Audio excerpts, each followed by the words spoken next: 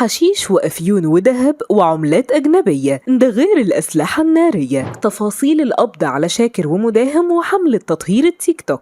اتقبض عليهم واتحبسوا في تهمة التحريض على الفسق والفجور ونشر مقاطع خادشة للحياء، ده غير الحشيش والأفيون والأسلحة النارية. شاكر وسعدني ومداهم في قبضة وزارة الداخلية ومتكلبشين، ومن ضباط مباحث لمتهمين بتعاطي المخدرات، ومعاهم سلاح وذخيرة، ومتكلبشين علشان يترحلوا ويتحلل لهم. وبعد الملايين والكافيهات والمطاعم وفلل زايد ومدينتي للحبس والنوم على البرج. حكاية حملة تطهير التيك توك في مصر، وازاي قدروا يوصلوا لكل التيك توكرز دول في أيام بسيطة، وإيه تفاصيل وأسرار القبض عليهم. ووزارة الداخلية والأجهزة الأمنية قررت تنظف السوشيال ميديا وقبضت على 12 شخص من أهم التيك توكرز وصناع المحتوى الغير هادف على تيك توك، واللي من بينهم ليلى الشبح وشاكر ومداهم وسوزي الأردنية وعبد العاطي وغيرهم كتير. ده غير إن محامين ومسؤولين كتير بيطلبوا بحذف مقاطعهم، واللي قالوا إن عدده أكتر من 2.9 مليون مقاطع على السوشيال ميديا بعد ظهور شاكر في بث مباشر، ونفى إنه مطلوب أو في أي ملاحقات أمنية ليه،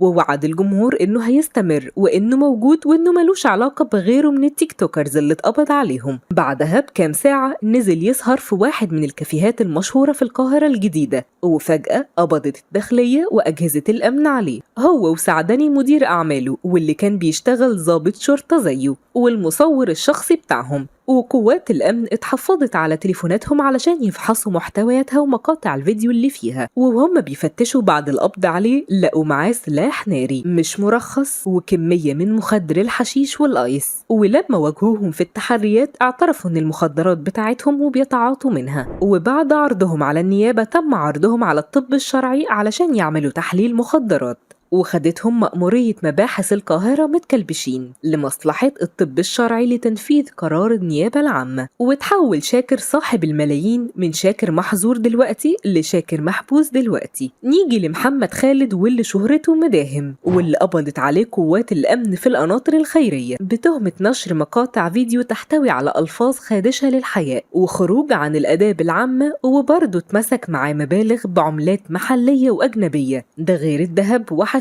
وأفيون. وبعد مواجهته اعترف انه بينشر الفيديوهات دي على صفحته بهدف زيادة المشاهدات وتحقيق مكاسب مادية بالدولار، وقال ان المخدرات اللي معاه بيتعاطاها وانه الدولارات اللي معاه من مكاسب التيك توك.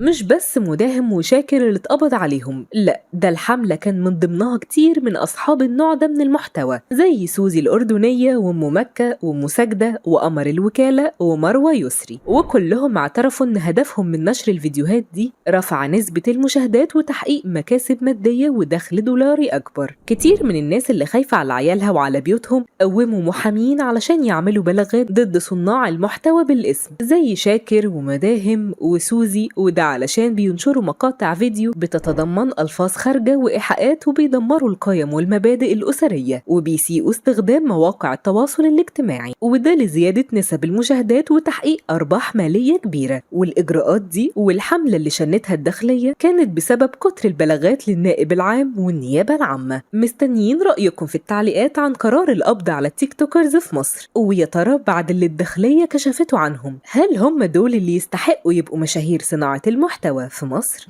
أسرار كل يوم، لكل يوم لون، ولكل لون حكاية.